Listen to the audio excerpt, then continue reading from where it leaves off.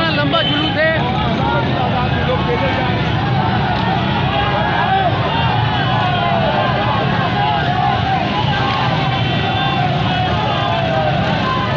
सिर्फ एक छोटे से इलाके में इतनी बड़ी रैली मैंने आज तक नहीं देखी।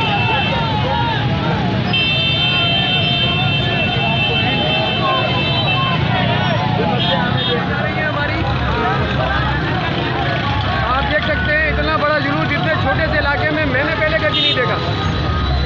इस फिलहाल में इतना बड़ा जुलूस तो नहीं निकला होगा भाई कभी।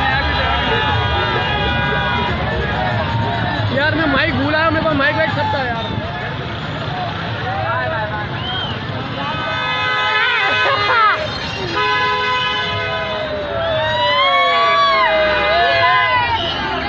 तो बाइकें और हर गाड़ी में देख रहे हैं, मतलब आपको नजर आ रहे हैं पीटीआई की देख रहे हैं आप चेयरमैन से उनकी तादाद गिनने के